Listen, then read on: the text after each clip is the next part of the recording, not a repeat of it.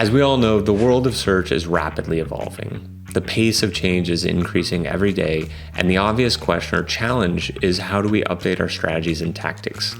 However, to me, the real challenge is not what do we need to do to change in our strategies, but more of how do we mobilize these changes within our organizations to bring them to life. The most prevalent example is at the enterprise level. The complexity of websites, the volume of stakeholders, and all these elements just amplify the challenges that we're faced with, and sometimes making changes to the strategy can feel like shifting or trying to change directions of a Freightliner. This is the Voice of Search podcast. My name's Tyson, and joining us today is Jason Lax, technical SEO expert at SAP. SAP helps businesses transform through innovative technology solutions. Today, Jason will share his perspective and his experience in SEO strategy and how he's dealing with shifting this or changing it within the enterprise and corporate environment.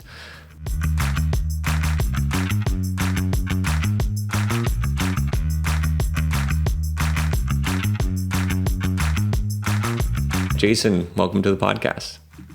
Thanks for having me.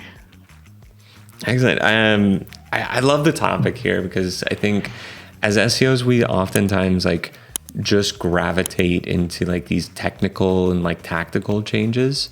And it's a lot of the things that we like talking to each other.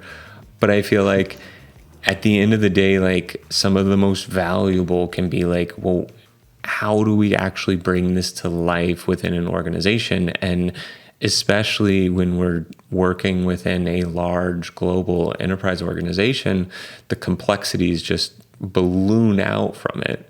So maybe to kind of start us off, I'm sure most all the listeners are familiar with SAP, but maybe you could kind of just paint the picture a little bit better on the magnitude of the business and kind of the world that you've been operating in from an SEO perspective. The company is 50 years old, and you mentioned Freightliner before in the intro. I think it's sometimes more like the Titanic, but it's big. Over 100,000 employees, 120 countries, very large websites, a lot of people searching, not just to learn about us, but also how to use our software and evolve and so on. So a lot of different types of personas, a lot of content to deal with, index and crawl budgets. But it's also very exciting being at a place where you can try things and see immediate impacts compared to other places. We've also got the authority, of course, to working in our favor. And then there's really interesting projects like migrations and big technical changes. And then when there's something transformative like we're going through right now with AI, which I like to compare to, well, maybe to some extent, the changes with mobile 10 years ago. It's very impactful. And at the same time, we're also a technology company. So we've also got the advantage of people having some inkling or understanding of what's going on because whatever happens in B2C, which is search, we use search as consumers. Eventually, there's expectations for that to be in our software, but also in B2B where we operate. So. Interesting. And maybe to a bit more on how you're viewing these changes and shifts in it. And you made reference to kind of what we went through years back with kind of the shift with mobile first. So maybe if you could elaborate for the listeners a bit more of what your perception of these changes in the landscape that we're facing right now. The main one to recognize is that Google won't be the growth engine it was as before. There are competing tools now, and I won't say just competing searches, but there are competing offers out there to help connect people with what they want to do or know. Also, with mobile, of course, most of the world now has access to the internet. A lot of the growth we were seeing was just by the fact that more and more people were coming online. That's plateaued. Traffic from Google is plateaued. 10 blue links are out, 0 clicks are in. And we look at our click-through rates. Our click-through rates are a third of what they were 10 years ago. So major shifts in the search experience, how people use search. No natural growth in markets anymore, as in search markets. So it's a very, very interesting and dynamic time. I When, don't think we appreciate or know how fast things are changing and are going to change. which, like, with that, I feel like you hit on like a really important piece where it's not just how the landscape is changing, but there's also shifts and changes to consumer behavior. Like I've recognized it with myself, but I feel like we're seeing and the conversations have been out there for a little while, but it's like we're actually feeling those shifts in like consumer behavior now. Like what's your kind of take on how the shifts are taking place and like what are they? Well, I grew up in Canada, and there was a media professor named Marshall McLuhan. So I wrote it down here. He's attributed with the quote, like, we shape our tools and thereafter our tools shape us. Okay, we create these things and then we start to use them, and eventually it has an impact on how we do things. And it's always fascinating to watch young people, like kids, like my older son's in grade 8, how he uses things. I mean, my kids went straight to voice search. Why bother typing? And they've got the language challenges too and stuff, but they use voice search before they can type, and in different languages because it's easier for them. And I'm learning a lot from observing how they use it, because they're using these tools for the first time, whereas I'm biased because I've got 25 years of using search engines or maybe more. So I approach things from a different perspective. I look at AI and think this is an evolution of search, when it's not only that. So, we think about in marketing, it's always useful to ask somebody, like, why are you doing this? And you keep asking why till you get to the center of it, whether it be like, why do you keep going back to the same restaurant? And eventually that restaurant's a Greek restaurant. You had your honeymoon in Greece, so of course you're going to go back to a Greek restaurant because it reminds you of that magic time. Same thing with search. Search, for the most part, has been about connecting people with information, because through that information you can do stuff. Now, what happens when you can get the tools to do the stuff for you? Why? I mean, I caught myself doing this. I was using search to call restaurants for reservation. Well, I can ask Siri to make the call for me, and usually it does it pretty well. So I don't need to search for a phone number anymore. The next evolution is to bypass websites entirely, or these tools, and have it make the reservation for me. So I'm getting a bit ahead of myself, but that's where the changes are starting to happen. The greater efficiency, and then looking at this not just from the search perspective, but to the core of it, like, what am I trying to accomplish, and how can these tools do it for me? And that just opens up a realm of really infinite different experiences that we need to start thinking about. I love that quote and that perspective too, of it's not one or the other.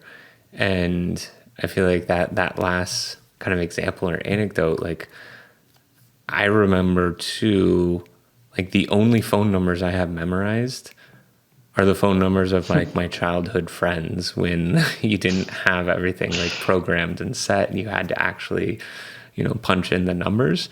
I don't think I've memorized a phone number in the last like probably 20 years, even the people that I call the most frequently now. And so it is like a great illustration of how, like, it's not just shifts in the technology, but eventually those technology shifts shift our behaviors and our actions in a lot of ways. Yeah. And again, this is like Siri, not just for stuff in your own phone book. This is like, I was testing it before, like, call Domino's Pizza, and it does it. So I don't need to log on somewhere and say what phone number, or go to Google Maps and click the button. I literally shorten the path with these tools, and because that's what I wanted to do. My goal wasn't to find the phone number. My phone number was to call and order a pizza because I'm starving. So, and I feel like it's I don't know. I know a lot of people that brings like anxiety of this change, and it's like there's an uncomfort level in there. But like, personally, I'm feeling like really energized in that it's forcing this broadening perspective, where it's like, rather than focusing just on like strict Google rankings, like, we're having to more think about like, well, what is the overall objective? And like, to me moving forward is it's not just how are you influencing your rankings in Google, but we're going to have to be thinking about influencing how agents work, optimizing through different platforms. And so it's like, to me, there was like almost like a beginning broader sense.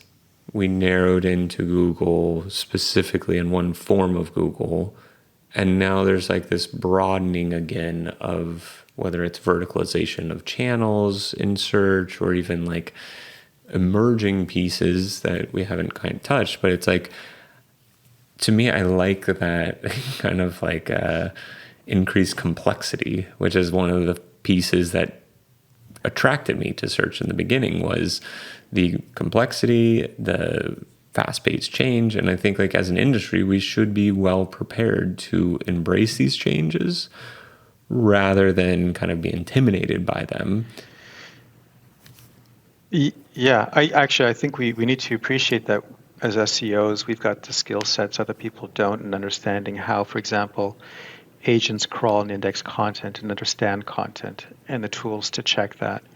So we have different perspectives and different skill sets that can really contribute to these evolving experiences. And you touched on something important. So was it really about the rankings or the traffic? If you keep asking the question, why were rankings important? Why were the clicks important? It's because ultimately we want to sell something, whether we want to get people on the site to sell advertising, or we want them to buy our product, to influence those decisions, to generate leads, to inform them. For the government, for example, or an agency, we need to provide information to people. We need to make it accessible. So all those metrics were useful in indicating where we were going, but ultimately it was about doing something, and it's still about that. And when we're feeling a bit overwhelmed, it's useful to take a step back and say, look, our organization's purpose is to do this and that. And then how do I achieve that with, of course, search as we know it today still, and so on, but also all these new experiences, and then kind of work our way backwards. And maybe with that, I feel like that's a great segue into the mindset shift of how we need to be, I guess, thinking about this for shifts in strategy. So building from that, like, how are you shifting your perspective or your, I don't know, prioritization? Like, how is your mindset changing in forms of strategy? One, of course, is to get the change, the strategy shift, and that relies a lot on data. So, of course, as a lot of people in North America or English-speaking countries take for granted that AI reviews have been the norm for a year now, but these actually rolled out in different languages across the entire year. So people like in Germany, for example, or Japan only started seeing it at the beginning of this year, or actually at the beginning of April, in the case of Germany. So this is going to feed itself, and now traffic is starting to plateau or drop, and that's, of course, is going to invariably cause people to ask what's going on and what we do about it. So you need to be ready about it. So then how do you pivot? Again, going back to really focusing on what our goals are, looking at our different tools available to us. But one thing, again, accepting that things are going to change and are changing, but also exploring new opportunities. So one thing that was never possible with just keyword rankings alone was really getting clear feedback on what the feedback was, what these search engines were thinking, or I should say the AI agents, and then what people were seeing. And you can get a lot of insights to inform your content strategy by creating lots of prompts. And as long as you're right, you can get very pointed feedback and understand, based on what data is out there, what the perception of your brand and your products are, and then shift focus against that. That's something that keyword rankings alone wouldn't tell you necessarily. So that's one type of strategic shift is getting more insights to inform your content strategy, and then getting people away from thinking just about rankings and clicks and saying, like, we've got the ability to influence our visibility in search, and not just search, also perhaps in Discover, shopping, maps. Why this is important, why making it easier for for people to call you when they need to without having to look up your phone number becomes really relevant. Again, it's about connecting people, That's fundamentally what it is for the most part. It does seem daunting, and we're still learning as we go along. But if you don't try anything and you don't start, you're going to be left behind very quickly. No, and I appreciate too in like your description of it, because it's really like almost like a coming back to basics in some forms. Like, yeah, the complexity is growing wildly, but it's like, I feel like a bit of what you're describing is like, well, come back to the source and more of like consumer behavior, understanding the consumer behavior, you understand where they are, then you understand the areas that you need to compete, then you can form tactics and strategies from those. But I think like maybe too often we get stuck on the current tactics rather than taking that step backwards and to understand, well, how is the consumer behavior shifting, which then is just going to tell me where I need to put my attention. And then it tells you more of like the problem then that you're approaching. Because I think as SEOs, and generalizing for the most part, but I feel like as SEOs, we're typically pretty good at problem solving. But some of the pain points that I've seen in conversations is taking that step back and knowing what the right problem is that you're solving. And I think that's where a lot of the shifts in strategy need to occur is, maybe your core problem is a little bit different, is you're, trying to solve how do you show up in Discover or shopping, like you said, and in different places that are going to have different weights, different factors, different elements, which would change your priorities in like the overall sense. That's an important point. I mean, like in many ways, we've been lucky. I mean, you would optimize for Google, and the assumption was that everybody else was trying to emulate Google. And as long as you focus on Google and make them happy or are successful at that, except for China, of course, which has a different environment, you'll be successful. And now it's like, well, Google's just, in one corner now, and you've got all these other things too. And it becomes a bit daunting. But like you said, you go back to the core. What we're trying to accomplish, what we're trying to do, and that becomes your foundation. And you look at what's available. Because again, beyond search, you also had social. Social is not something that was around 20 years ago. We had to adapt to that, often with different teams. Paid also has evolved. So a lot of different things. Video, of course, which is kind of social, but yeah, it's its own thing. And the other important thing to recognize, too, at the enterprise level is that you're also very often working across different geographies and different languages. So you've also got the advantage, which is nice, of, Google doesn't roll things out universally. AI overviews literally took a year, and I don't even think they're available in the Philippines yet. They should be soon. You learn as you go along. It gives you a chance to experiment. So by the time something is an algorithm is updated or a feature is available in a different country, like the new AIs they're introducing in the United States, you're ready for it in the other market. So yeah, the pace is picked up, of course. You don't have forever, but you can learn as you go along as it's rolled out because it's not all at once, which is regulations too is something else, of course, right? I mean, China has its own environment for certain reasons, but then United Arab Emirates is announced that they're giving ChatGPT Advanced or Pro for everybody now. So that'll be a very interesting market to look at. Interesting. Yeah. No, and I feel like we could dig quite a bit deeper into like how strategies are evolving, but I think something that's less discussed in these type of conversations is how do you bring that to life in an organization, and especially an organization the size and complexity, like you mentioned in the very beginning, like I think you said over 100,000 people. 109 last check, yeah. Which is wild. Let's grow it a bit. That's bigger than most, a lot of cities. Yeah. And so, if you have an organization of 10, okay, like you're going to have some challenges, but I mean, overall it's pretty linear and pretty direct of what you're, trying to work through. Yeah. So it's something with the magnitude of your organization, like how do you even start to approach the, communication and getting buy-in of making these changes and these shifts? Yeah, I just realized like the town I live in is actually 106,000 people, which is the same size as the organization. Wow. A lot of it is about data and education, and it's not as daunting as it seems. At the end of the day, we often operate like an agency within the organization. We work with a lot of great people in different places, and it's nice when people reach out to me after a long time to do things as simple as like marking up our campus we're building in India, or how to optimize or deal with spam, unfortunate realities.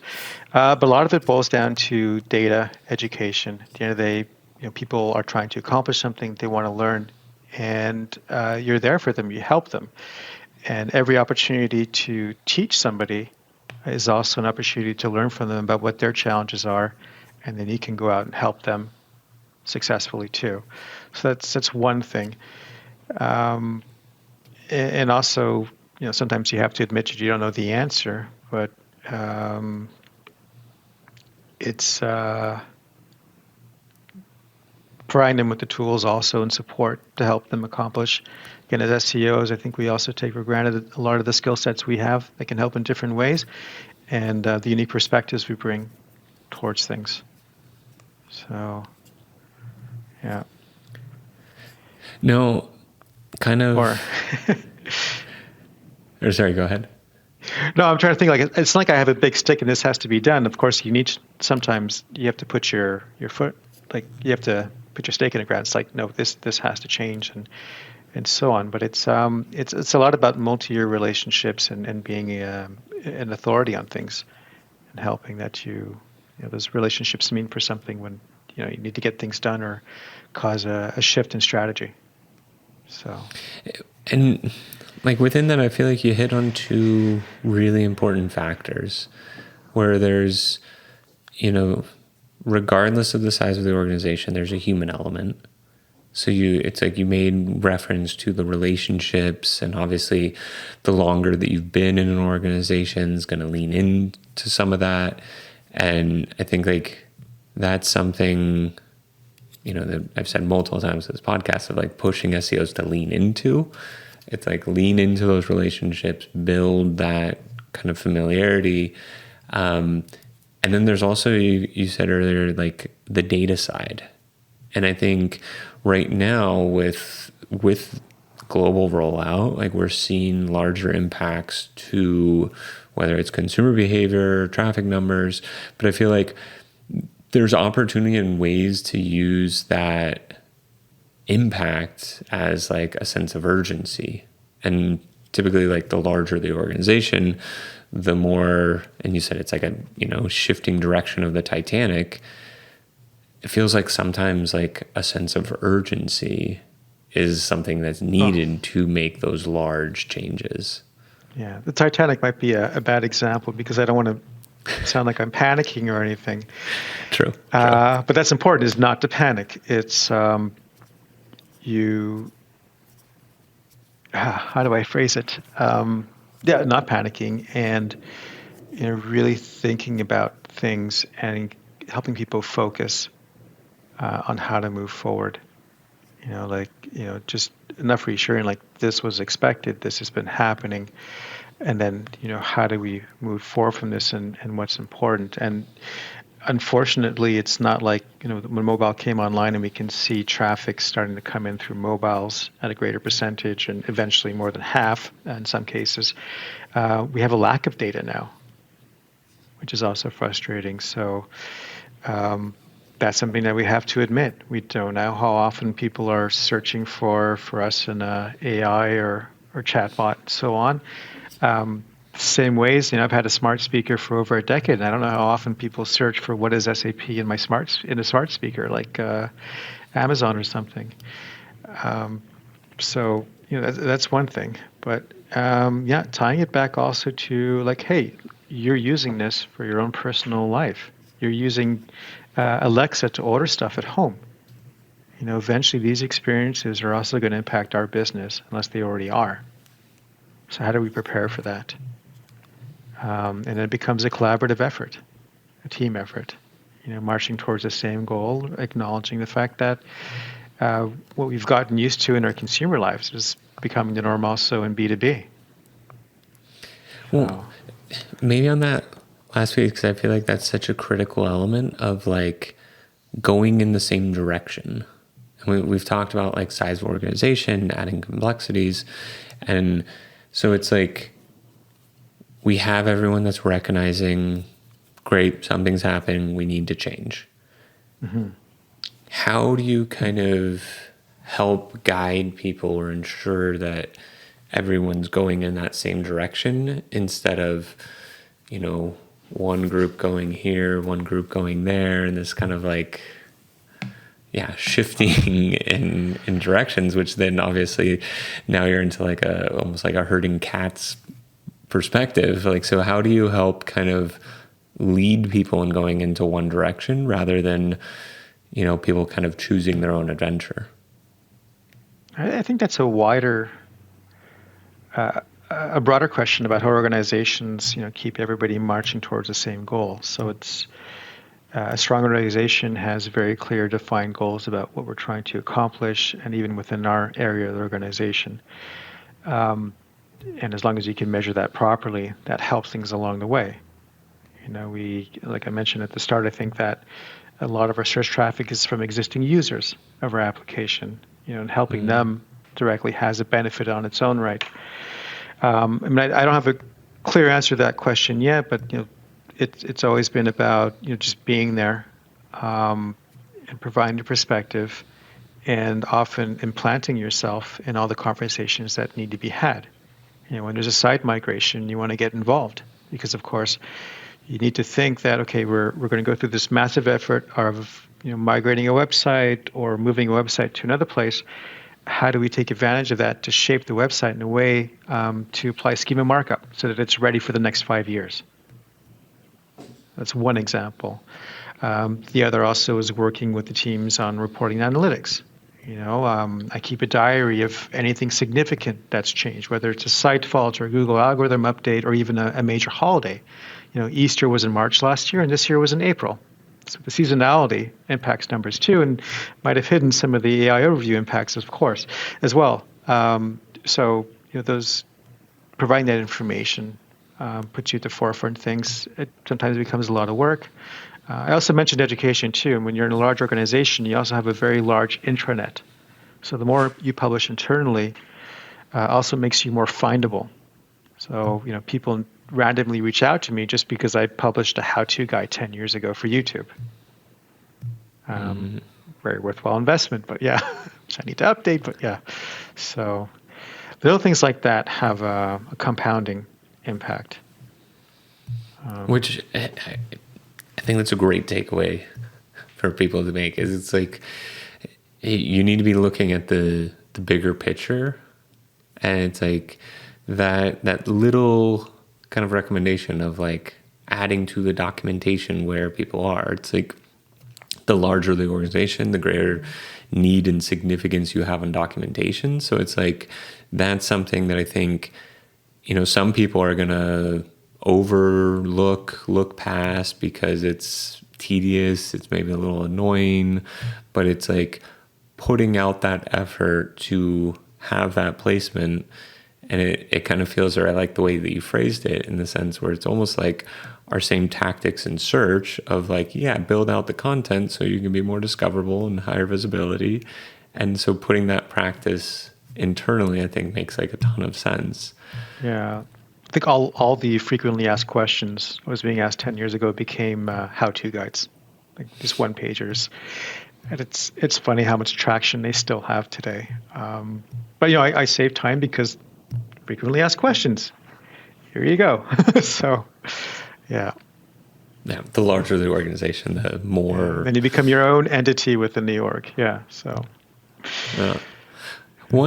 So I feel like one piece that like kind of like shines through in this conversation is, and I don't know, maybe I'm going out on a limb a bit, but I feel like a lot of your responses and perspectives, it seems to be that you have just like a really strong observational sense where you're watching these changes, and it feels almost like you're having like a broader perspective, because it's very easy in the day-to-day to get caught up into the like what immediately is being asked or what immediately is in front of me. But I feel like the way you've described this is, it feels like you have like a very observational nature to be picking up on these kind of minor pieces that then you can be using into those tactics. Like, I mean, I don't know, maybe I'm being too presumptuous in this, but I feel like you've called out several things, which is, to me, it just like shows more of like this like broader attention to detail, but it's like more of like observing everything that's going on. And so it's like, it feels like that can be used as like a strong tool in then knowing the next move or being more strategic in those next moves, which is, I feel like, something that we have to be reminding ourselves of in how search or data retrieval is evolving. But it feels like that's like a fundamental piece that is maybe like in your approach. Yeah, trying stuff and sometimes breaking stuff is, actually my parents are probably still upset at me about breaking a few too many things at home, but trying things is really important too. I mean, how much you can do. I mean, ahead of this call, I was thinking like, wait, realistically, can I ask Siri to make phone calls for me? And yeah, I mean, like, I'm bypassing search entirely now because I'm just getting something else to do the work for me.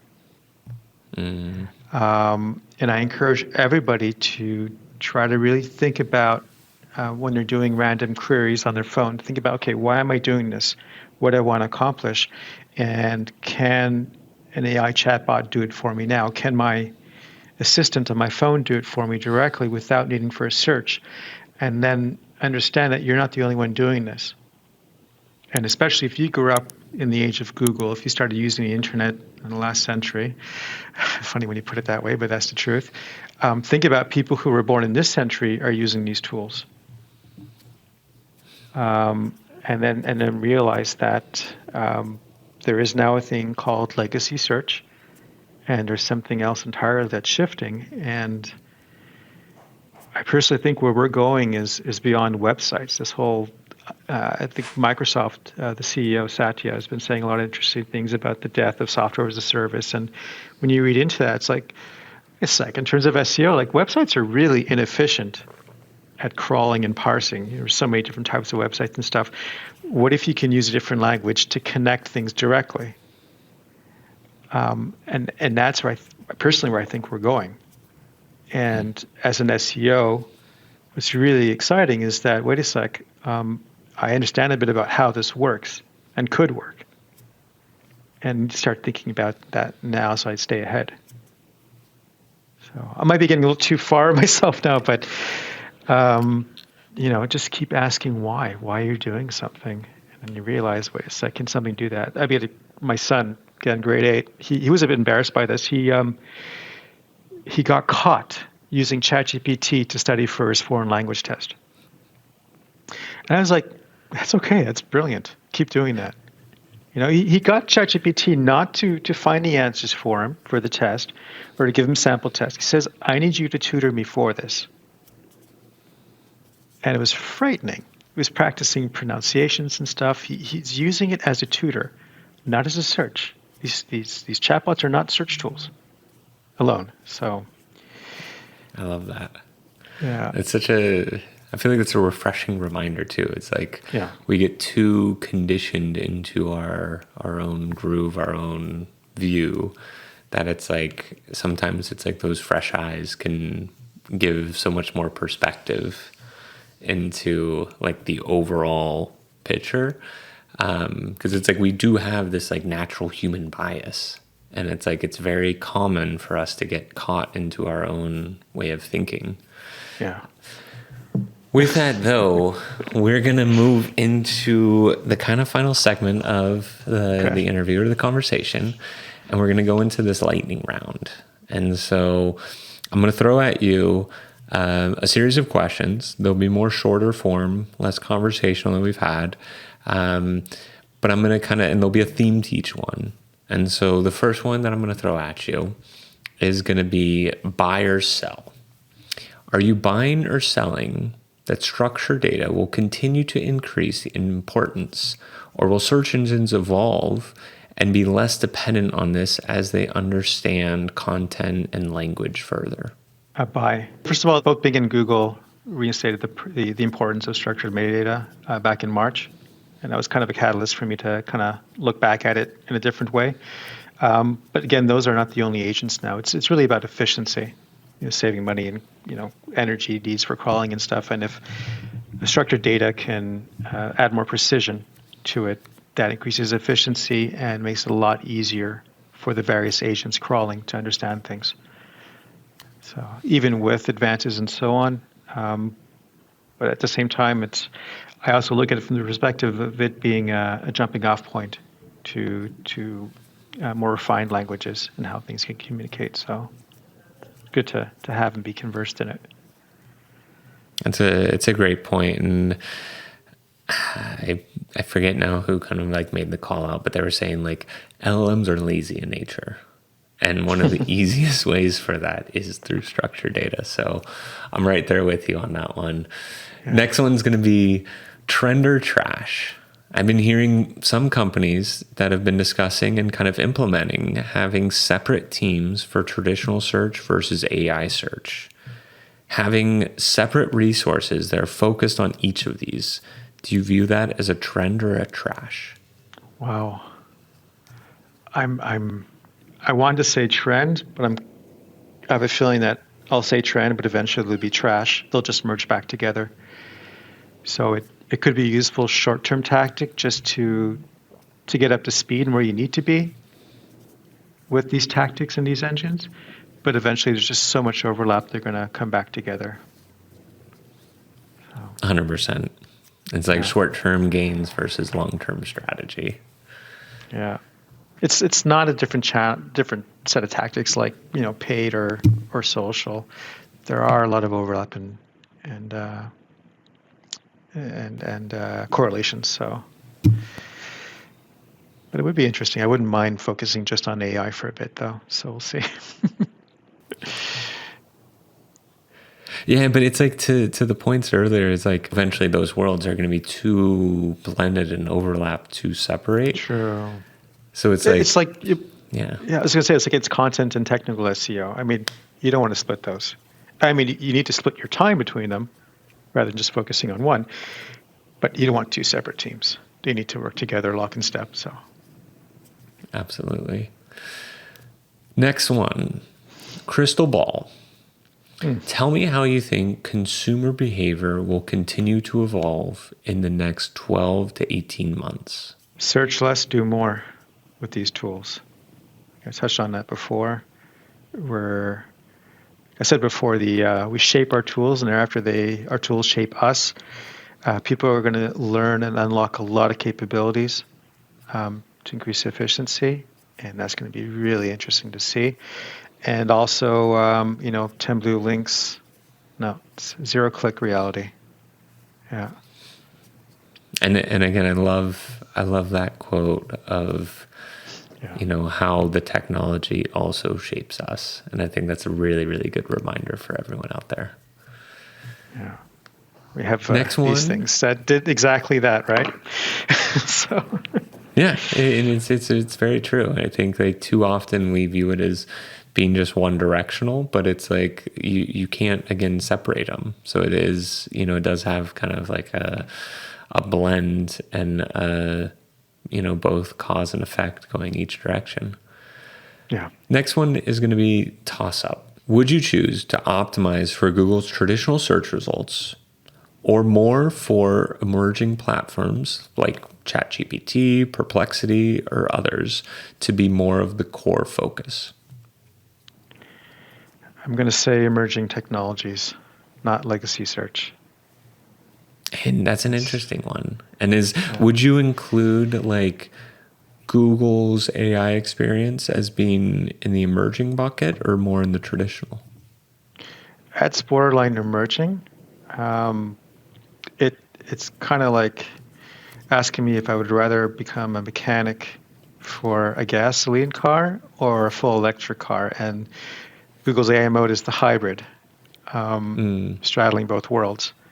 So, if electric vehicles are where to go, I would rather work on that and see what's possible and that infrastructure, because that probably is going to be the future.